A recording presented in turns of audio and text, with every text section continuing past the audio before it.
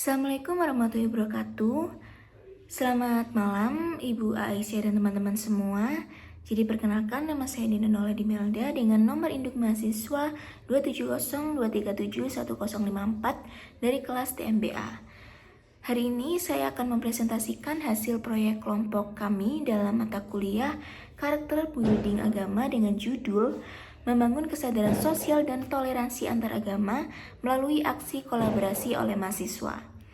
Proyek ini kami kaitkan dengan SDGs nomor 16, Peace, Justice, and Strong Institutions. Melalui presentasi ini, saya akan membahas latar belakang, rumusan masalah, metode, hasil, solusi, dan refleksi pribadi saya. Jadi, mari kita mulai.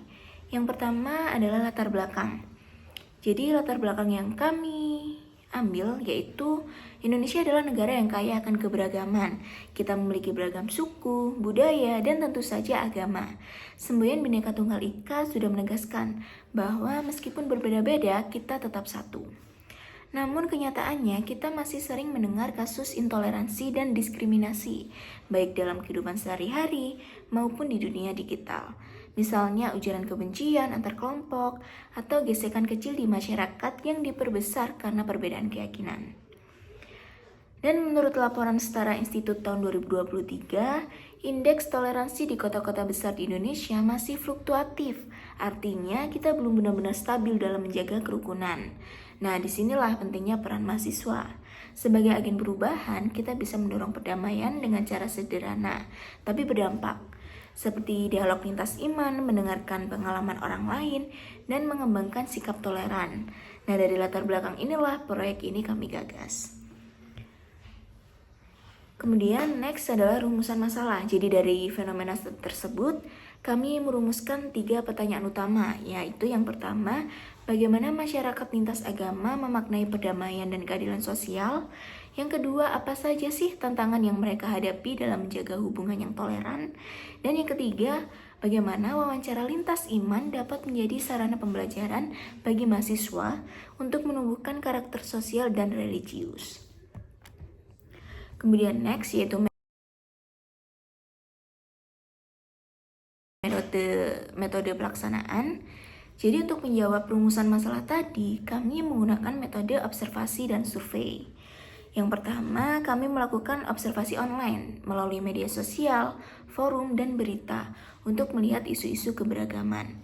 Yang kedua, kami membuat Google Form berisi pertanyaan tentang toleransi dan keadilan sosial, lalu membagikannya kepada responden dari berbagai latar belakang agama.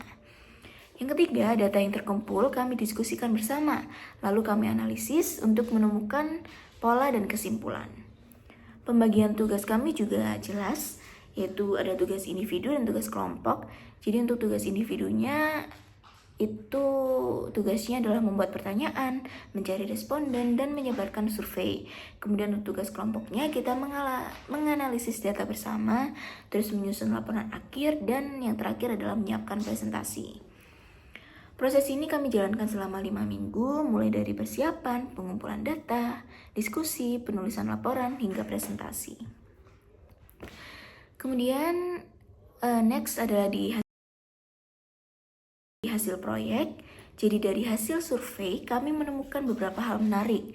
Jadi mayoritas responden itu sepakat bahwa toleransi adalah kunci perdamaian.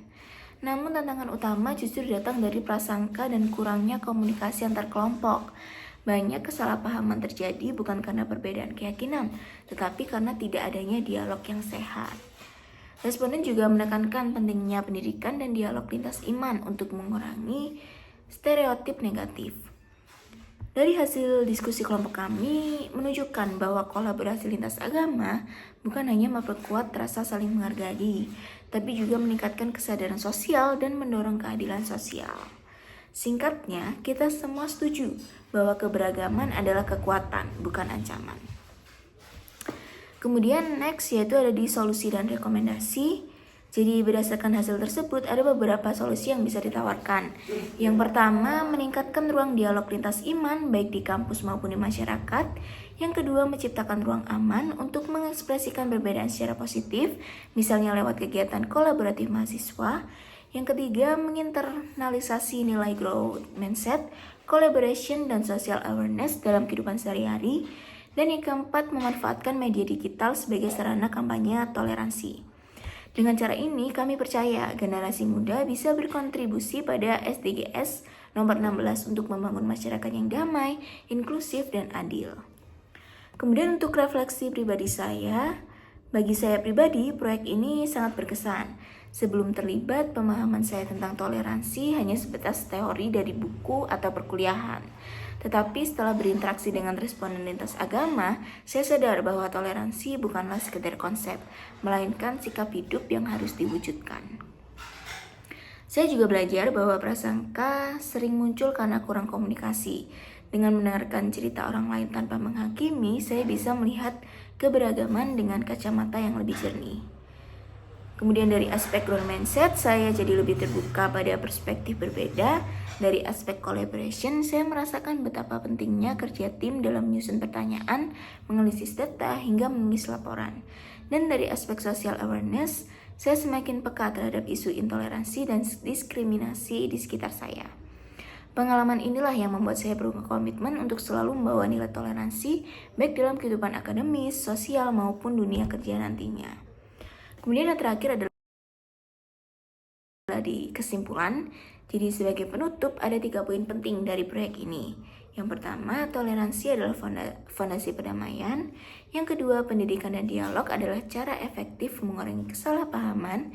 Dan yang ketiga, mahasiswa punya peran penting sebagai agen perubahan untuk membangun masyarakat yang damai, adil, dan inklusif.